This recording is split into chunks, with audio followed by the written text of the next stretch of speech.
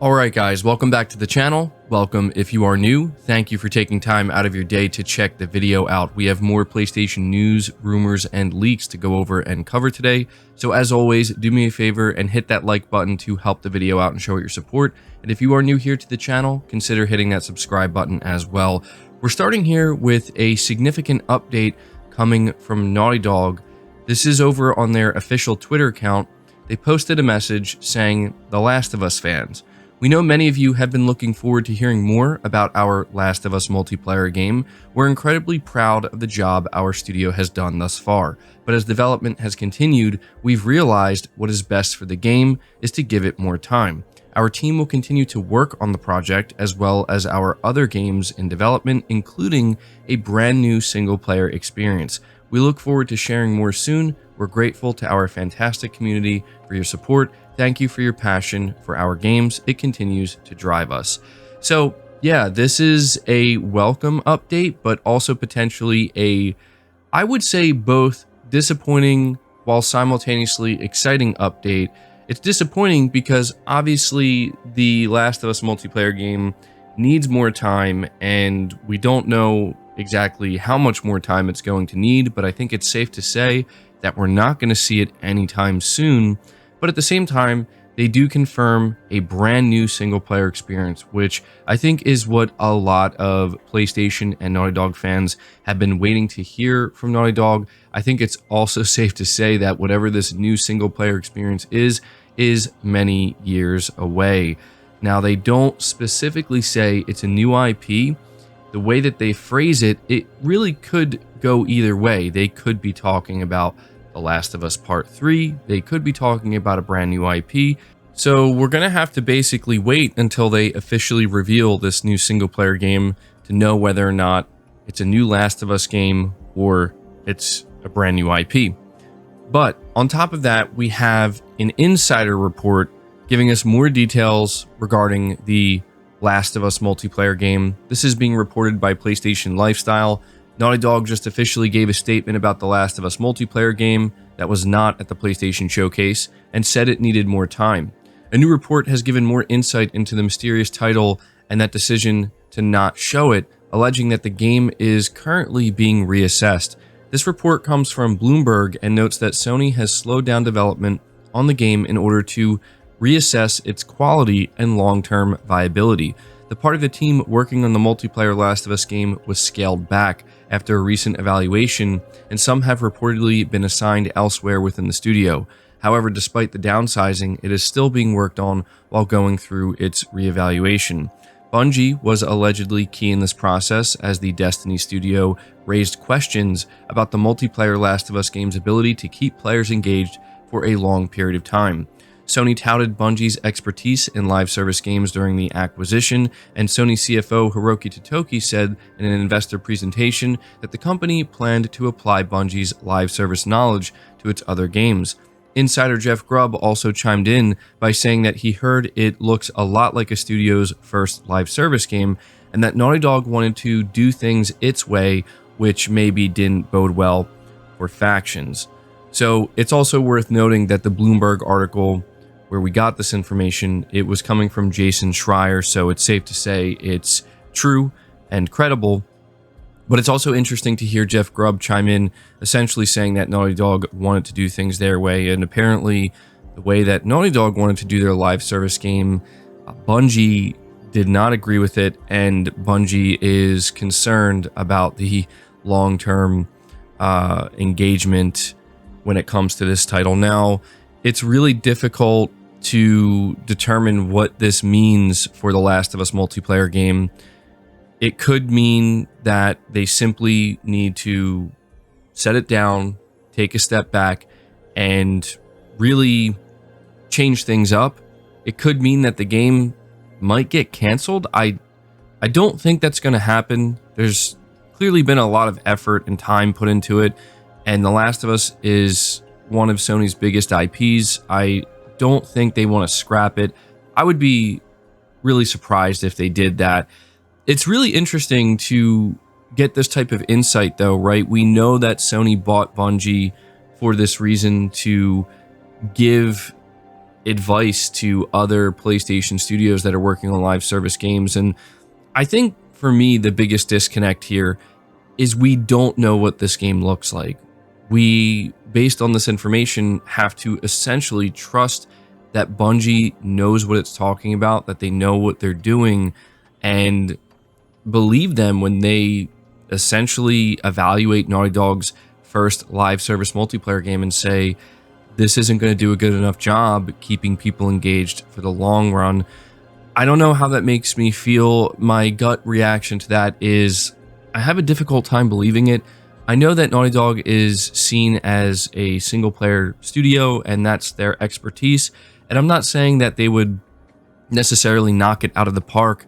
I mean, for all I know, again, speaking as somebody who hasn't seen this game or played it, maybe it's really not that good. Maybe it really does get boring very quickly, but I played the original Factions multiplayer, and I know that Naughty Dog has experience with developing multiplayer games. Granted, they may not be live service, but if there's one thing that I am certain of is Naughty Dog knows how to make a fun and engaging multiplayer experience. They have literally proven that in the past. So hearing this report, you know, it gives me conflicting feelings. I don't know how to feel about it. I think at this moment in time, I'm essentially just going to take Naughty Dog's statement, you know, at face value, where they say they're going to continue to work on it and they simply need more time. I want to be optimistic. This was one of the multiplayer live service games that I was most excited about. And so this is certainly not the news we want to hear, but I will remain hopeful. And, you know, I hope the game just turns out to be good and fun and that type of Last of Us multiplayer experience that we all, you know, envisioned it would end up being. But we're going to move on to the next topic, which is also very interesting. We have another report from PlayStation Lifestyle where the title reads, PlayStation Showcase announcements and trailers were reportedly withheld. Two reliable insiders have suggested that Sony may have withheld some announcements from May's PlayStation Showcase. Much has been written about fans' disappointment as well as Sony's first-party showings, but apparently the company had some trailers and announcements ready that were surprisingly missing from Wednesday's event. Insider Gaming's Tom Henderson claims to have seen trailers and stuff that he was expecting at this month's event, so their absence came as a big surprise to him. It's understood that a lot of games we're waiting on seeing are pretty much ready, so I'm not sure why Sony decided to wait this time around, he wrote. Another known insider, The Snitch, who happens to have a near-flawless track record, also expressed their surprise over the missing announcements. Guys, I know some announcements that were not announced during the showcase. They wrote on their Discord, it's super weird. The Snitch said that one of the missing announcements was a PC port of a AAA game, which is speculated to be Ratchet & Clank Rift Apart, based on the GIF that they shared ahead of the showcase.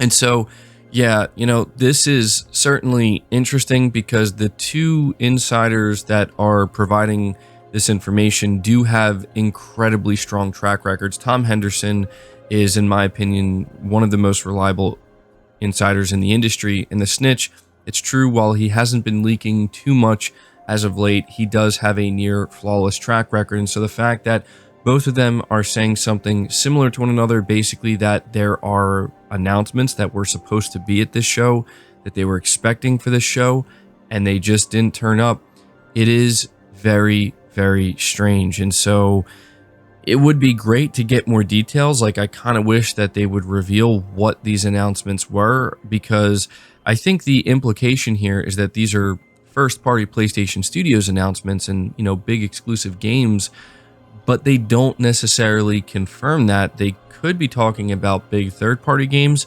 but that really wouldn't make much sense because we got plenty of third-party games. And, you know, I don't think that Sony pulling some third-party games from their show would really make all that, you know, big of a difference, but them pulling big first-party game reveals would. So I don't know. A lot of people are thinking that maybe Sony is saving this stuff for a second showcase. I'll be honest with you guys, after hyping up this showcase, you know, to the ultimate level, you know, and ending up being somewhat disappointed by it, I'm not going to do that. I'm not going to sit here and anticipate that there's going to be another showcase. I'm not going to anticipate that we're going to get big announcements anytime soon. I'm just going to take the showcase for what it is. I'm going to take this insider information for what it is, raise my eyebrow, and move on and say, well, you know, I guess we'll find out eventually what Sony plans to do with these games that were, you know, apparently going to be announced, but were pulled at the last minute. So you guys take that for what it is. We're moving on to the next topic here, which is another report regarding the PlayStation Q handheld. This is once again coming from Tom Henderson. He was the first one to report on this handheld and let everybody know that, yeah, this is a piece of hardware that Sony has in the works and it's going to be released sometime soon. He's now letting us know that the release date is set for sometime in November of this year. And he also revealed information about the battery life, and it's really not looking great. According to Tom Henderson, the battery life is between 3 and 4 hours, so it's pretty abysmal, and he doesn't have any details on the pricing yet. But, you know, I would expect that this handheld is going to be more expensive than people expect it to be. That's just kind of the way it goes with Sony. And, you know, I feel like this Project Q handheld has received mostly negative reactions. I mean, I have seen some people who were looking forward to it and saying that they plan to buy it and they are going to use it, but generally speaking, most people seem to be, you know, confused as to why Sony wanted to create something like this. And, you know, even when it comes to the overall design of it, people are kind of clowning on it, and it is kind of funny. It literally looks like a DualSense was cut in half and then a tablet was inserted between it. Some people do like that actually because they love the, you know, feel of the DualSense. So for those who are going to use it who like the DualSense, that's probably a good thing. But yeah, generally speaking, I don't know what to really say about Project Q other than personally, it's not something I'm very interested in. I just don't see it being a device that I would ever really use. But yeah, apparently it's going to have pretty low battery life. Personally, I think the PS5 earbuds look pretty good. That's something I've been waiting for Sony to make for the PS5 for a while now, so that will probably be something I end up getting, but wanted to give you guys that information. And moving on to the final topic, this is going to be something we cover briefly, but it's definitely interesting. Marathon edges out Spider-Man 2 as the most watched PlayStation Showcase reveal. This week's PlayStation Showcase was full of trailers for upcoming PS5 and PSVR 2 games, some of which were surprises. After just 24 hours, there were 2 PlayStation Showcase games that were the most watched by quite a distance, but the surprise announcement of Marathon managed to edge out the gameplay reveal of Marvel's Spider-Man 2, and so this was actually reported by Bungie Sales on Twitter. Within the first 24 hours, Marathon garnered 13 million plus views, and the Spider-Man 2 gameplay garnered 12.2 million plus views. Now, here's something that's worth noting. The big difference between the Marathon trailer and the Spider-Man 2 gameplay is the Spider-Man 2 gameplay was over 10 minutes long, whereas the Marathon trailer was very short. It was just a CGI teaser trailer. So I think it makes sense that it would have more views, but I think if anything, it really does just go to show how much excitement there is surrounding Bungie's next game after Destiny. So there's no denying that whether it's a game you're interested in or not, it's a big title that Sony revealed at the showcase. And so, yeah, but it's also good to see that Spider-Man 2 is obviously getting a ton of viewership as well. That gameplay did look very, very good and exciting. But that's all I have for you guys today. Be sure to leave your thoughts down in the comments below. Leave the video a like if you enjoyed it. Subscribe if you're new. Hit the bell notification icon and feel free to share the video out on top of all that. But until next time, guys, take care.